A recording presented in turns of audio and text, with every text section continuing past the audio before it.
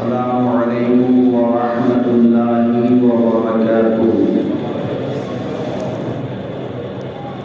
الحمد للہ رب العالمین والعاقبۃ للمتقین والصلاة والسلام علی سید المرسلین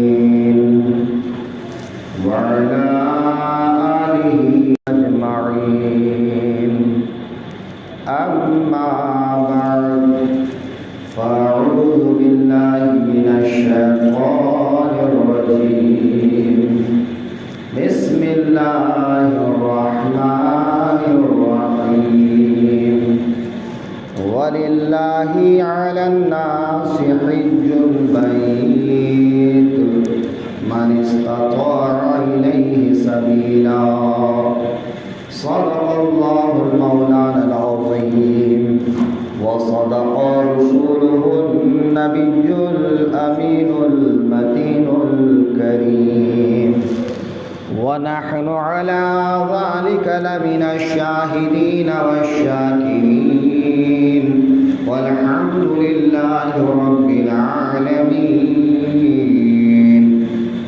سب سے پہلے آقائے دو عالم صلی اللہ علیہ وآلہ وسلم کی بارگاہ میں درود و سلام کا نذرانے محبت پیش کریں۔ اللہم صلی علی سیدنا مولانا محمد وآلہ وسلم، صلاۃ و سلاما علیک یا رسول اللہ صلی اللہ تعالی علیہ وآلہ وسلم۔ اللہ رب العزت کا احسان عظیم ہے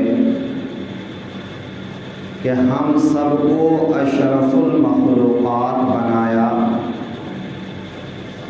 تمام مخلوقات میں سب سے بہترین مخلوق جو اللہ کو پسند ہے اس میں سے ہم کو بنایا، اور پھر اللہ نے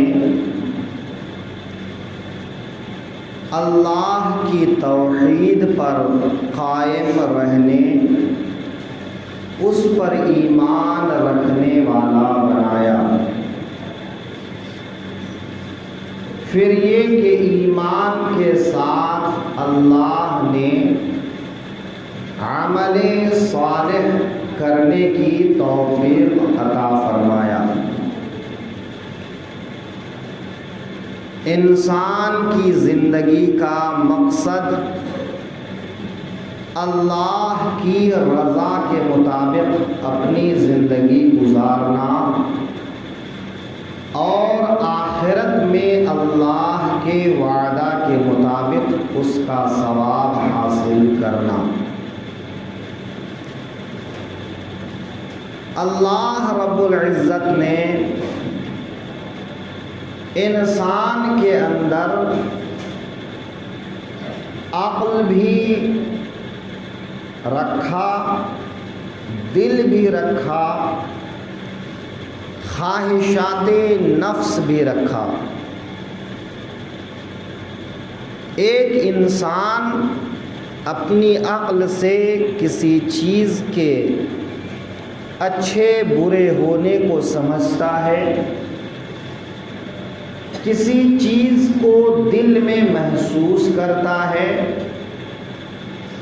اور اپنے اختیار سے کوئی کام چنتا ہے۔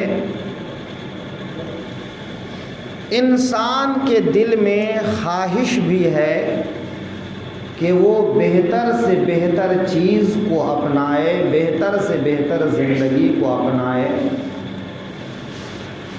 حضرت امام غزالی رحمۃ اللہ علیہ نے مکاشفۃ القلوب میں ارشاد فرمایا کہ اللہ نے فرشتوں کو پیدا فرمایا تو ان کے اندر اللہ نے خواہش نہیں رکھا، حیوانات کو پیدا فرمایا، جانوروں کو پیدا فرمایا تو ان کے اندر خواہش رکھا، لیکن انسان کو جب اللہ نے پیدا فرمایا تو انسان کو اللہ نے دل اور خواہش دونوں عطا فرمایا۔ تو امام غزالی فرماتے ہیں کہ جب انسان اپنی عقل اور دل سے اپنے آپ کو سنوار لیتا ہے، سجا لیتا ہے، اچھا بنا لیتا ہے، تو وہ انسان فرشتوں سے بھی افضل ہو جاتا ہے۔ اور ایک انسان اگر اپنی خواہشات میں مبتلا ہو کر، خواہشات میں گرفتار ہو کر، اپنی عقل اور دل کی بات کو چھوڑ کر صرف نفس کے مطابق زندگی گزارتا ہے تو وہ انسان حیوان سے بھی بدتر ہو جاتا ہے۔ اس سے یہ بات سمجھ میں آتی ہے کہ اللہ نے فرشتوں کو پیدا فرمایا تو وہ صرف اللہ کے حکم کے تابع ہیں، انہیں جو کہا گیا وہ کر رہے ہیں، جو کام سونپ دیا گیا وہ کام وہ بجا لا رہے ہیں۔ ان میں کچھ اللہ کی تسبیح پڑھتے ہیں، کچھ پاکی بیان کرتے ہیں، کچھ دنیا کے کام انجام دیتے ہیں۔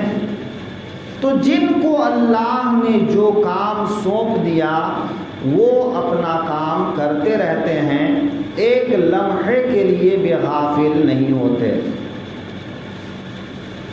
ایک حیوان ہے، وہ غفلت کی زندگی گزارتا ہے اور اپنی زندگی گزار کے چلا جاتا ہے، لیکن ایک انسان کو اللہ نے یہ رتبہ عطا فرمایا ہے کہ انسان بھلے برے کی تمیز کرے، اچھائی برائی کی تمیز کرے، صحیح اور غلط کی تمیز کرے، اور اس کو اللہ نے اپنے پیغمبروں کے ذریعے سے واضح فرما دیا، اپنی کتابوں کے ذریعے سے واضح فرما دیا کہ کیا صحیح ہے اور کیا غلط ہے۔ اس لیے جاننے کے لیے کہ کیا صحیح ہے، کیا غلط ہے، کیا کرنا چاہیے، کیا نہیں کرنا چاہیے، اللہ کی کتاب پڑھنا، اس کو سیکھنا، اس کو سمجھنا، اس پر عمل کرنا ضروری ہوتا ہے۔ اور اسی طرح انبیاء کرام کی زندگی کے معمولات کو اپنانا، ان کی باتوں پر عمل کرنا، اسی کے مطابق زندگی بسر کرنا ضروری ہے۔ میرے آقا صلی اللہ علیہ وآلہ وسلم کا ارشاد ہے، الحلال بین والحرام بین والمشتبہات بینہما، کہ حلال واضح ہو گیا، حرام واضح ہو گیا، اور مشتبہات ان دونوں کے بیچ میں ہے۔ یعنی اللہ اور اس کے رسول نے جس کو حرام فرمانا تھا حرام فرما دیا، جس کو حلال فرمانا تھا حلال فرما دیا۔ اللہ رسول کی بات کو نظر میں رکھ کر فقہائے کرام نے جو اس کی تشریح کر دی، انہوں نے اس چیز کو اور آسان کر دیا۔ اب ہمارا فرض یہ ہے کہ ہم حلال کام کو کریں، حرام کام سے بچیں، اور جس چیز کے بارے میں شک پیدا ہو جائے اس چیز کو ہم چھوڑ دیں۔ کہ جب کبھی دل میں کھٹک پیدا ہو جائے کہ یہ کام صحیح ہے یا غلط، حلال ہے یا حرام، تو اس کام کو چھوڑ دیا جائے، اس کے بارے میں اسی حدیث کے آگے میرے آقا ارشاد فرماتے ہیں کہ جو انسان مشتبہات پر عمل کرتا ہے، مشتبہات کو اپناتا ہے، شبہ والی چیز کو اپناتا ہے، تو اس آدمی کی مثال ایسے ہے جیسے کہ ایک آدمی اپنے جانور کو شاہی چراگاہوں کے پاس میں چراتا ہے۔ چونکہ عام چراگاہوں میں گھاس کم ہوتی ہے، شاہی چراگاہ میں گھاس زیادہ ہوتی ہے، ہریالی زیادہ ہوتی ہے، تو ممکن یہ ہے کہ جانور عام چراگاہ سے منہ اٹھا کر شاہی چراگاہ میں منہ ڈال دے، شاہی چراگاہ میں چرنے لگ جائے۔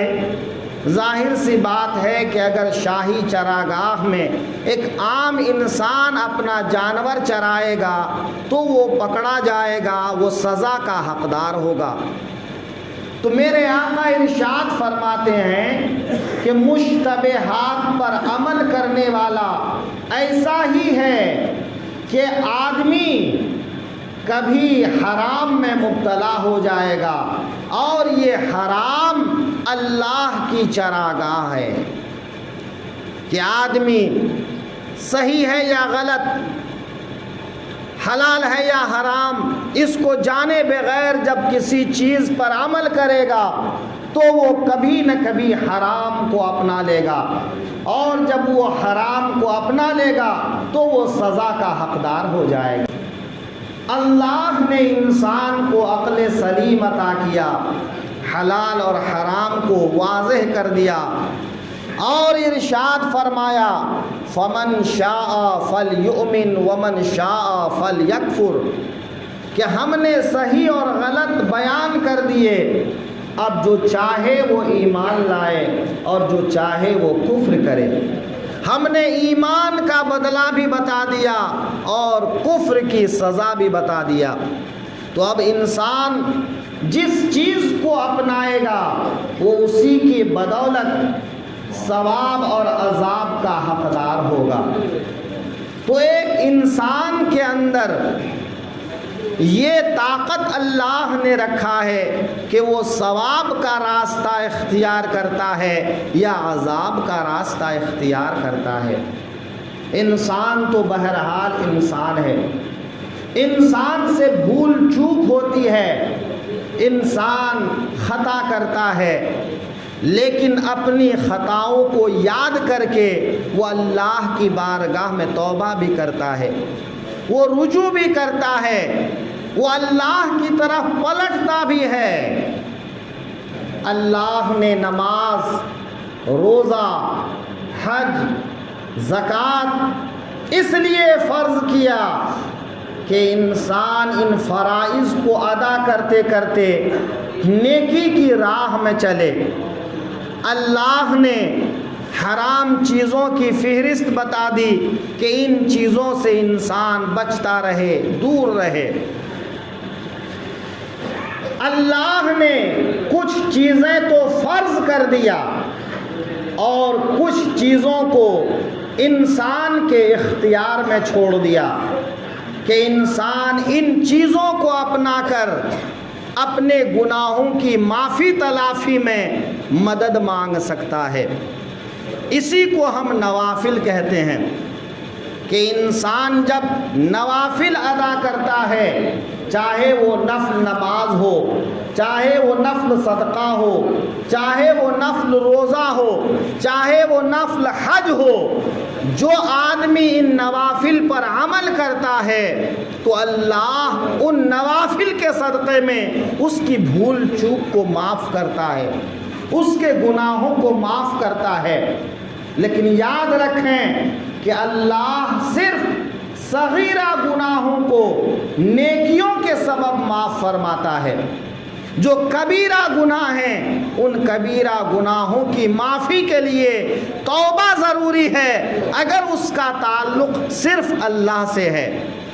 اور توبہ کے ساتھ اگر کسی انسان کا بھی اس کا تعلق ہے، اس گناہ سے کسی انسان کو تکلیف پہنچی ہے، کسی انسان کا حق مارا گیا ہے، تو اس انسان کو راضی کرنا بھی ضروری ہے، اس سے معافی مانگنا بھی ضروری ہے۔ جب وہ معاف کر دے گا تو اللہ سے بھی معافی کی امید ہے۔ اللہ رب العزت نے انسان کو اپنے راستے پر قائم رکھنے کے لیے کچھ چیزوں کو فرض کر دیا، مثلا نماز ہے، روزہ ہے، حج ہے، زکوٰۃ ہے۔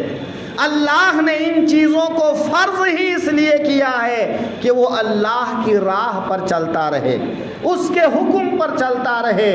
انسان اپنے رب کے حکم کے سامنے اپنا سر جھکا دے، اپنی جان کو لگا دے، اپنے جسم کو لگا دے اور اپنے مال کو لگا دے، تو دیکھیے آپ عبادتوں میں بدنی عبادت بھی ہے، عبادتوں میں مالی عبادت بھی ہے، اور عبادتوں میں مشترکہ بدنی اور مالی عبادتیں بھی ہیں۔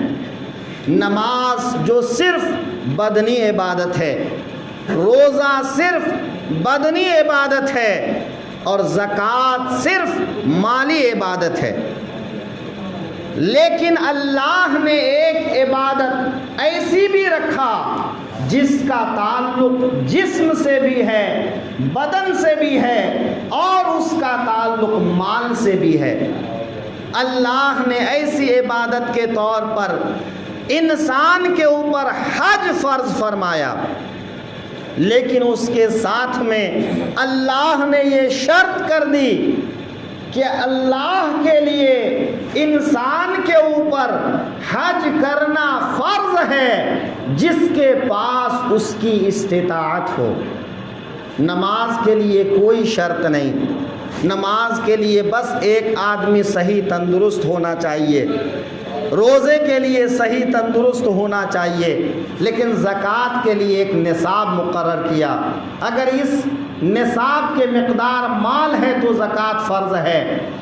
حج کے لیے اللہ نے انسان کی صحت کا بھی خیال رکھا اور مال کا بھی خیال رکھا کہ جب انسان ایک مسلمان ہے، عاقل ہے، بالغ ہے، تندرست ہے، اور اس کے پاس مال بھی ہے، یعنی ایسا مال کہ وہ سفر حج کا خرچ برداشت کر سکتا ہے، آنے جانے کے اخراجات کو وہ برداشت کر سکتا ہے، جب تک وہاں وہ قیام کرے گا وہ اپنا خرچ، اپنے خادم کا خرچ پورا کر سکتا ہے، اور وہ اپنے بال بچوں کو جن کا نفقہ اس کے اوپر واجب ہے، ان کو جو وطن میں چھوڑ گیا ہے، ان کے کھانے پینے نفقہ کا انتظام بھی اس کے پاس میں موجود ہے۔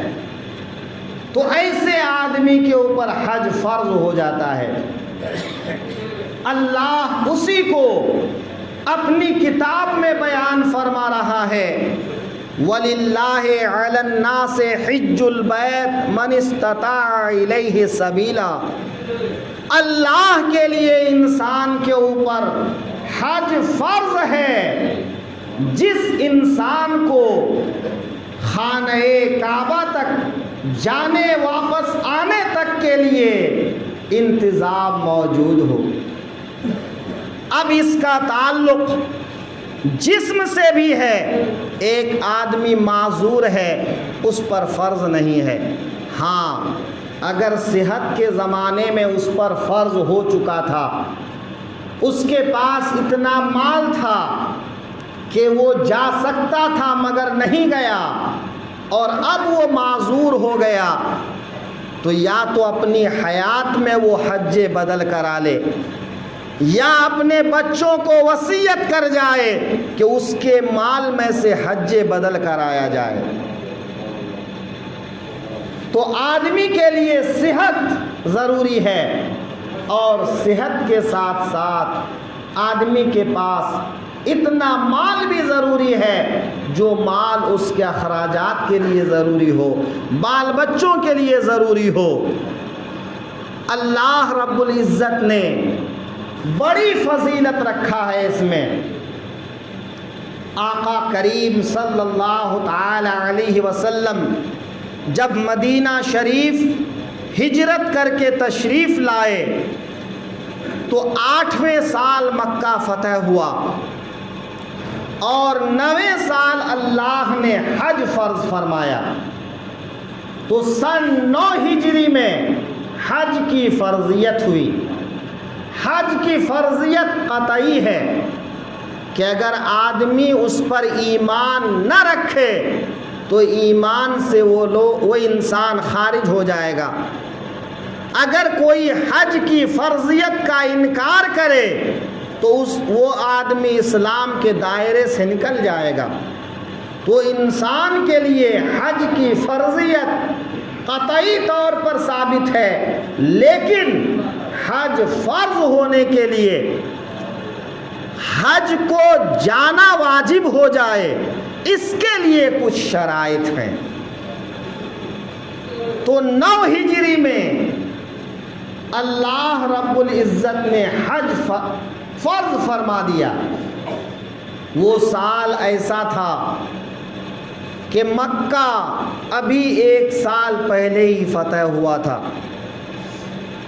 مکہ فتح ہونے سے پہلے مکہ اور عرب میں بہت سے ایسے لوگ بھی تھے جو دل سے اسلام کو پسند کرتے تھے، رسول اللہ کو پسند کرتے تھے، رسول اللہ کی تعلیم کو پسند کرتے تھے، لیکن وہ اس ڈر سے کہ کہیں وہ ایمان کا اعلان کر دیں، اسلام کا اعلان کر دیں تو لوگ ان کو تکلیف نہ پہنچائیں، ان کے ساتھ مار پیٹ نہ کریں، ان کے ساتھ ظلم و زیادتی نہ کریں۔ اس طرح بہت سے لوگ تھے جو خاموش انتظار کر رہے تھے کہ خاص مکے والوں کو دیکھا جائے، چونکہ اس زمانے میں مکے والے اور قبائل پر ایک طرح سے فضیلت رکھتے تھے اور طاقت رکھتے تھے کہ وہ مکۃ المکرمہ کے خادم تھے، حرم مکرم کے خادم تھے، خانہ کعبہ کے خادم تھے۔ جب مکہ فتح ہو گیا، مکہ کے باشندوں میں سے بیشتر نے اسلام قبول کر لیا۔ آقا کریم نے مکہ فتح کرنے کے بعد عام معافی کا اعلان فرما دیا۔ چند ایک ایسے تھے جو انتہائی مجرم تھے، ان کے لیے اللہ کے حبیب نے فرمایا یہ جہاں بھی مل جائیں انہیں قتل کیا جائے، یا تو وہ اسلام قبول کرے یا پھر اس کا قتل کر دیا جائے۔ لیکن یہ چند لوگ تھے جن کا نام بنام میرے آقا نے فرمایا تھا، جنہوں نے آقا کریم کو بے حد تکلیفیں پہنچائی تھیں، ورنہ سب کے لیے عام معافی تھی۔ آقا کریم کی عام معافی کا نتیجہ یہ ہوا کہ مکہ کے لوگ زیادہ کر ایمان لے آئے، اور اب جب مکہ والے ایمان لے آ چکے تو مکہ کے اطراف میں عرب میں جو لوگ اسلام کو پہلے سے پسند کرتے تھے، اب وہ جوق در جوق، قبیلہ در قبیلہ، گروہ در گروہ حضور کی بارگاہ میں آ کر کلمہ شہادت پڑھ کر اپنے اسلام اور مسلمان ہونے کا اعلان کرنے لگے۔ تو یہ ایسا وقت تھا کہ دور دراز سے لوگ مدینہ سفر کر کے آتے تھے۔ اتنے میں حج کا زمانہ آ گیا تو آقا کریم صلی اللہ علیہ وسلم نے اپنے نائب کے طور پر حضرت ابو بکر صدیق رضی اللہ عنہ کو حج کا امام بنا کر صحابہ کرام کے ساتھ میں حج کے لیے روانہ فرما دیا۔ کہ اس بار حضرت ابو بکر کی سرپرستی میں مسلمان حج ادا کریں گے، اور آقا کریم مدینے میں رہ کر وہ لوگ جو ایمان کی خواہش میں مدینہ آ رہے ہیں، کلمہ پڑھنے کے لیے مدینہ آ رہے ہیں، ان کو کلمہ پڑھا کر مسلمان کریں گے، ان کو اسلام کی تعلیم دیں گے، ان کو اسلام کی طرف راغب کریں گے۔ تو 9 ہجری میں جس سال حج پہلا فرض ہوا، اس سال حضرت ابو بکر صدیق رضی اللہ عنہ نے خانہ کعبہ کا حج اپنی سرپرستی میں لوگوں کو ادا کروایا۔ سن 10 ہجری میں یعنی دوسرے ہی سال آقا کریم صلی اللہ علیہ وسلم اپنے صحابہ کے ساتھ میں حج بیت اللہ ادا فرمائے، جس کو ہم اور آپ حج وداع بھی کہتے ہیں، حجۃ الوداع بھی کہتے ہیں۔ یہ آقا کریم کا پہلا اور آخری حج تھا کہ حج فرض ہونے کے بعد آقا کریم کو یہی ایک موقع ملا تھا کہ آقا کریم نے حج ادا فرمائے، چونکہ پھر 11 ہجری ربیع الاول کا جب مہینہ آیا تو حضور سرور کائنات کا وصال ہو گیا۔ تو آقا کریم نے اپنی زندگی میں عملاً حج کر کے بتایا کہ حج کس طرح سے کیا جائے اور حج میں کیسے ارکان ادا کیے جائیں، حج کی فضیلت کیا ہے، حج کے احکام کیا ہیں۔ آقائے دو عالم صلی اللہ علیہ وسلم ارشاد فرماتے ہیں، ایک آدمی جب حج کے لیے جاتا ہے اور جانے سے لے کر واپس آنے تک اس بیچ میں وہ کوئی گناہ نہیں کرتا ہے، کوئی جرم نہیں کرتا ہے، فحش گوئی نہیں کرتا ہے، بد زبانی نہیں کرتا ہے، بد کلامی نہیں کرتا ہے، وہ اللہ کا نام لے کر جاتا ہے اور حج کر کے آ جاتا ہے، تو میرے آقا صلی اللہ علیہ وسلم ارشاد فرماتے ہیں وہ آدمی صغیرہ گناہوں سے ایسے پاک ہو جاتا ہے جیسے کہ ابھی ماں کی گود میں پیدا ہونے والا بچہ گناہوں سے پاک ہوتا ہے۔ نومولود بچہ گناہوں سے پاک ہو جاتا ہے، تو جس طرح نومولود بچہ کے اوپر کوئی گناہ نہیں ہوتا، اسی طرح حج مقبول، حج مبرور کرنے والے کو اللہ گناہوں سے پاک فرما دیتا ہے۔ آقا کریم صلی اللہ علیہ وسلم ایک جگہ اور ارشاد فرماتے ہیں کہ حج مبرور کا ثواب صرف جنت ہے۔ حج مبرور کو حج مقبول سے تعبیر کیا ہے کہ وہ حج جو اللہ کی بارگاہ میں قبول ہو جائے۔ حج اللہ کی بارگاہ میں قبول ہو جائے، انسان کی بس میں اتنا ہی ہے کہ وہ اپنے آپ کو گناہوں سے الگ تھلگ کر کے اپنے آپ کو نیکی کی راہ پر چلائے، لیکن اس کی نیکی قبول ہوئی کہ نہیں ہوئی وہ تو اللہ بہتر جانے۔ اگر قبول ہو گئی تو اللہ اس کا ثواب جنت عطا فرماتا ہے، لیکن علماء شارحین بیان فرماتے ہیں حج مبرور کی علامت، حج مقبول کی نشانی یہ ہے کہ جب آدمی حج کر کے آئے تو حج میں جانے سے پہلے وہ جتنا نیک تھا، اچھا تھا، واپس ہونے کے بعد اس سے زیادہ نیک اور اچھا ہو جائے۔ اس سے زیادہ باعمل ہو جائے، اس سے زیادہ گناہوں سے بچنے والا ہو جائے، نیکی کرنے والا ہو جائے. یعنی انسان کی زندگی میں اگر یہ تبدیلی آ گئی کہ جتنا اچھا وہ پہلے تھا، میں یہ نہیں کہوں گا کہ جتنا برا تھا. کیوں کہوں کسی آدمی کو کہ وہ برا ہے؟ ہر انسان اچھا ہے. انسان کے اندر کچھ برائیاں ہوتی ہیں، ان برائیوں کو چھوڑنے کی ضرورت ہے، ورنہ انسان برا نہیں ہوتا ہے. انسان تو بڑا اچھا ہے.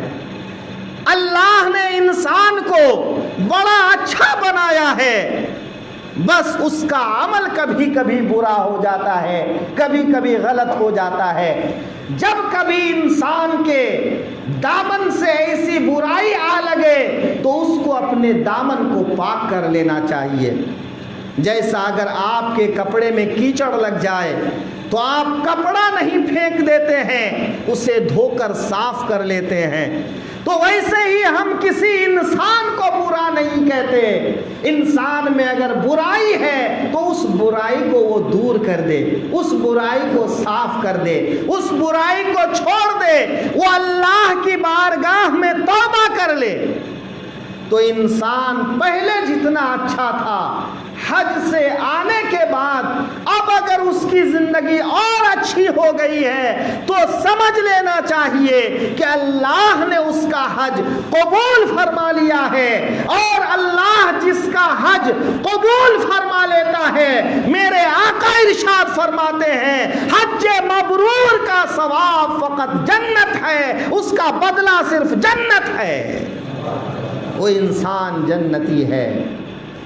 اللہ تبارک و تعالی تمام مسلمانوں کو حج نصیب فرمائے. حج کے لیے پہلی شرط یہ ہے کہ آدمی مسلمان ہو، عاقل ہو، بالغ ہو، آزاد ہو، چاہے وہ مرد ہو چاہے وہ عورت ہو. کہ حج جس طرح مرد کے اوپر فرض ہے اسی طرح عورت کے اوپر بھی فرض ہے.